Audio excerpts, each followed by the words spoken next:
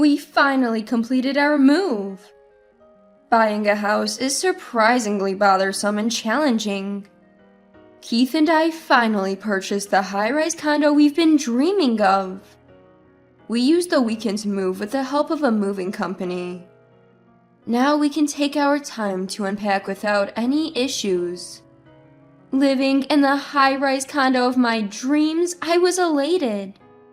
I am Violet, a 29-year-old female doctor working at a university hospital. I worked hard and finally became a doctor.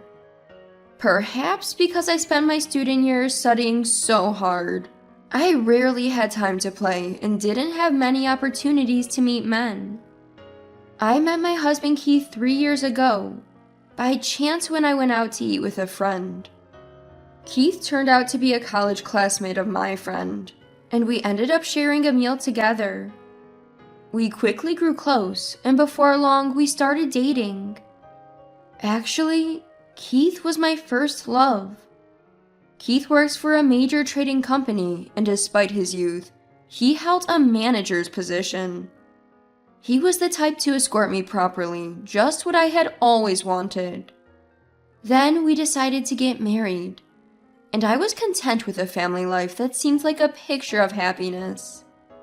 I lost Dad, and with Mom living alone on a pension, I was worried. My sister Emery, who has always been irresponsible, lives with her but has always been a burden to Mom. Always considerate of Mom, Keith would often suggest visiting my childhood home. I deeply loved Keith for that. And there I was, a doctor, juggling the demands of my job with my family life. However, often exhausted, I would fall asleep, and we hadn't been able to have children. Shall we start living in a way that's aimed at getting pregnant? It's tough when we barely have time, and we can't seem to have a kid.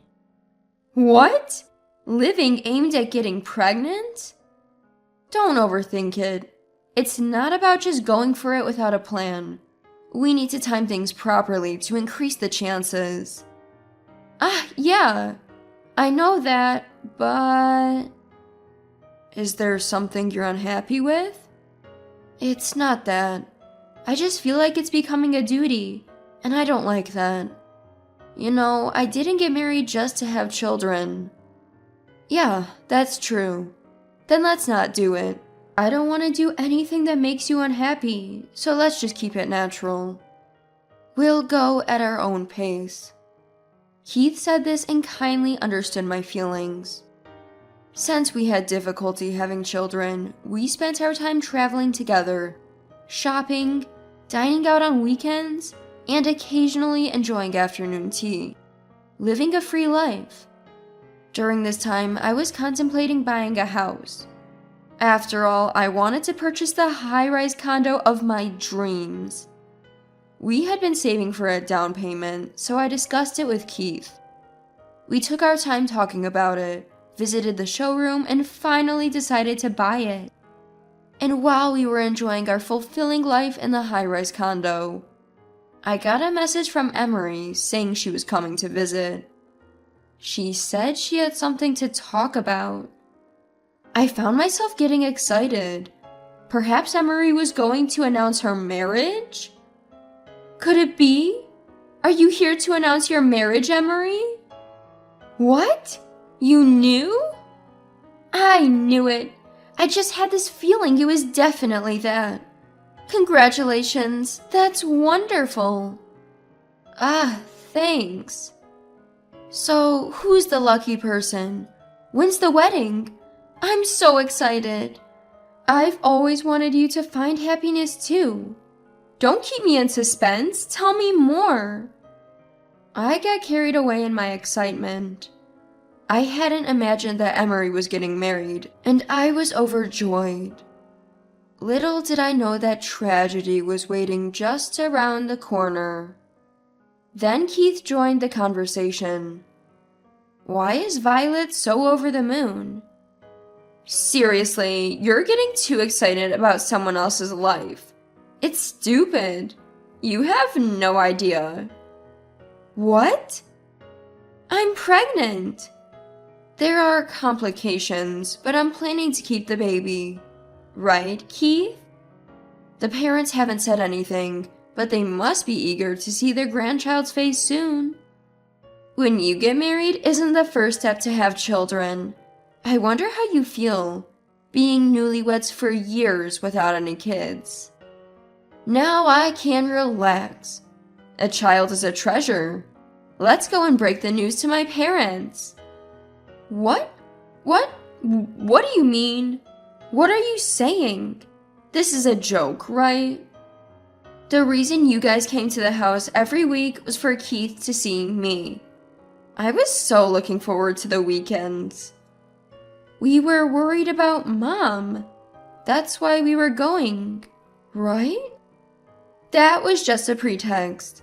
That's why I got pregnant, because I'm going to marry Keith. I was told something that seemed like a joke, and my heart felt unsettled. And then, I got Emery pregnant. I'll be getting a high-rise apartment too. Understood. Since Keith and Emery ousted us, Mom and I cut ties with Emery, and we made sure she plummeted into hell. I sent Emery and Keith a letter of disownment, divorce papers, and a demand for compensation. Included was an official contract, and the lawyer instructed them to sign and send it back. Emery signed and returned it immediately. Being ignorant of common sense, Emery probably didn't even understand what the documents were when she sent them back. For me, it was fortunate that we didn't have to go through any negotiations or hassles. Then, as usual, I received a message filled with Emery's sarcasm. I sent the documents back to you. With this, you and Keith are complete strangers. I returned the papers quickly, so hurry up with the procedures. If you don't divorce quickly, I can't get married. It's a nuisance. The lawyer is handling that, so it's not a problem. However, I'm incredibly lucky to be with a man who's rapidly climbing the ladder at a company that owns high-rise buildings. A manager at a major trading firm. I'll keep climbing higher. You're stupid. Just because you became a doctor, you got arrogant, and that's why this is happening. I'm busy, so... Oh dear, poor people are always so busy. Even if you're a doctor, a woman doctor at that, it's just not the same. Pitiful, you must be plunging into a life of poverty by now. Well, Keith chose me, so that's the result. Being a woman doctor is meaningless. I'll be relaxing in a high-rise apartment with my baby in my belly. Bye now.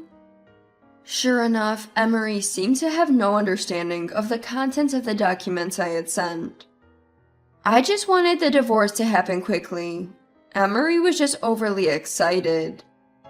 She also ridiculed me, a female doctor, without understanding anything. Even though I might not look it, I'm a surgeon, so I actually earn 3 times more than Keith. I thought I'd stay with my mom at my parents' house until my emotional wounds healed. But shamelessly, Emery came back home. I was shocked. After doing all that, I couldn't believe she had the nerve to come back. And in front of Mom, Emery spoke her mind without any restraint. Nope, thought I'd feel settled back at home, but this just won't do. This shabby house, it's unsettling. High-rise apartments are it after all. Living in such a house in this day and age? Violet, you poor thing. What are you doing here? We said we've cut ties with you. I'm contacting the lawyer. No need to raise your voice just because your daughter came home. The second daughter is married but couldn't even produce one grandchild. You should be thanking me, shouldn't you? Ugh, I'm hungry. Make me something. I have no food to make for you. Really? Should you be saying that? You're going to be a grandma to the child I'm carrying, and it's listening inside my belly. It'll surely be cute like Keith. Ugh, can't wait. Enough is enough. How dare you come here after all the insensitive things you've done? How brazen can you be? Why don't you think about Violet for a change? Sorry, but it's not my fault. Keith made his choice, and because Violet became arrogant, he chose me over her. He thinks I'm better than such a woman. Maybe you should reflect and change your personality? Who's the insensitive one here? How can you say such things? Violet was happy with Keith. But you seduced him and made him want you. That's something you would do. Don't be rude. Whether I seduced him or whatever I did, it doesn't matter because Keith chose me. It's the fault of the person who got taken. Stop it already. How can you say everything is Violet's fault? The bad one here is all you. Huh? Enough. Just stop it. I'm leaving. Violet, where are you going? Violet? Get out, get out. Stupid woman. What are you? I couldn't stand being there anymore, so I rushed out of the house. Emery's words stabbed my heart over and over again.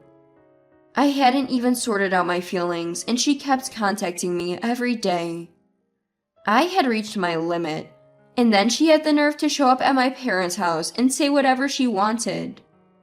Unable to bear the situation, I fled the house and found myself wandering aimlessly, drained of strength. Next thing I knew, I was sitting alone on a park bench crying. Then, a little boy who was playing in the park came over to me. Miss, what's wrong? Are you sad? Eh? Because you're crying, did your mom die? Mom? Yeah, I only cried once when my mom died. It was really sad. But you know, when my mom was healthy, she told me, if you have a sad face, sad things will happen. So she said it's better to smile. Is that so? Miss, if you smile, good things will come. I see. If I smile, good things will happen. Yes, smile like this. With that, the boy gave me a smile. His smile shone with a brightness that could outshine anyone's. At first, I was bewildered to be encouraged by such a little kid, but it somehow warms my heart. Despite being so young and having lost his mom, this boy was staying positive. It made me think, what am I doing dwelling on my problems? And just like that, I was able to get over Keith. The fact that Emery got involved with him was true, and it wasn't just her fault. That's just the kind of man Keith was. Even if this incident hadn't happened, who knows what might have happened later? I no longer had any feelings for Keith. In fact, it might have been for the best that it ended now. Having come to my senses, I decided to go back to my mom. Emery had already gone home, and we didn't meet, but Mom seemed to have been worried and was looking for me. I apologized to my mom and told her about what happened at the park. Then I decided to devote myself to work. For others, for patients, I wanted to do my utmost and save as many lives as I could. That determination resurfaced in me. And then a month passed. Thinking it was the next step, I contacted my lawyer, and I left a message for Emery. Emery, in a panic, called me. What the heck is this about? Don't joke around. I'm not joking. Why should I pay you $4,000? Are you kidding me? Has the doctor gone bad? Turned into a scam artist? This is ridiculous. You're doing this because you hold a grudge against me and Keith. You're the worst. As usual, you try to force things to go your way without understanding common sense. Did you even read the contract properly? Huh? What contract are you talking about? The document package I sent you included the contract, didn't it? That's what the contract says. It's common sense to check what you're signing, isn't it? What about this contract then? The high-rise apartment's owner is me, you know. Sorry, but Keith couldn't buy it under his name. So I bought it under mine, and I've been making the payments. You said you received a high-rise apartment, but it wasn't Keith's to begin with. Huh? You're lying. There's no way you could buy a high-rise apartment. You're just a nominal doctor. Useless. I know it. No matter what you say, it's the truth, and there's nothing you can do about it. I was told to get out by you guys, so I had a contract made. It states payments of $4,000 per month. What? What are you talking about? There's no way I can pay you $4,000. We only have Keith's salary. It's impossible. It's not my concern if you say it's impossible. You signed the contract, so those excuses won't work. That's what contracts are for. You tricked me. How low can you go? Could you not say such unsavory things? I was kicked out of my own home. Keith was taken from me, and on top of that, not getting paid? That's unbelievable, right? Enough already. The high-rise is mine. Is that so? In that case, we will proceed legally. Huh? Legally? You mean to sue me? What are you talking about? Are you insane to go against your own sister? Expect to receive the documentation from my lawyer, and please deal with it. If you do not, I will sue. Oh, and if a month passes, the next payment will be due, so it will go from $4,000 to $8,000. Huh? $8,000? This is bad for my prenatal environment. Such talk. Why is this happening? Just pay right. I'll pay. Don't joke with me. Emery came to realize the reality and found herself in a situation where she could do nothing about it. And then she just hung up the phone, but I decided to just let it go. Then I got a message from Keith. I'll pay the $4,000, just please don't go to court. If it comes to that, I could lose my job. It was a mistake to leave everything to Emery. The pregnancy was a mistake in the first place. I never wanted to marry Emery. I don't know anything about that. It was all your own doing, wasn't it? But I just couldn't turn down Emery. I didn't want to divorce you, Violet. Enough already. You understand what I went through, right? I don't care about you at all. Pay the $4,000 and get out immediately. Forgive me. Let's start over in the high-rise condo. I'll protect you, Violet. You must be joking. I have no intention of going back. If you don't deal with this quickly, I'll take it to court. Don't ever contact me again. What? Wait for me. Violet, wait. Hey, Violet. Keith had been making ridiculous comments, but I didn't have the slightest bit of feeling left for him. It turned out he had borrowed money from his parents back home and made a transfer of $4,000. And then the two of them moved out of the high-rise condo immediately. Their new place was a room in an old apartment building. Unable to bear living in such a place, they were constantly fighting, apparently telling each other this isn't what they had signed up for. Mom and I discussed it and decided to move into the high-rise condo. On moving day, I went to that park. And there he was, that boy. Ah, miss, you look happy today. You're smiling. Thanks to you, I've gotten better. Thank you so much. You see, today's my last day. I'm moving. I see, but I'm sure we'll meet again. Yeah, if we think we will, we will. That's true. So it's not goodbye, but see you. Yeah, see you. Saying that, I thanked the boy and said goodbye. And then, Mom and I started our life in the high-rise condo, which turned out to be quite comfortable. From now on, I plan to work hard and be good to my mom.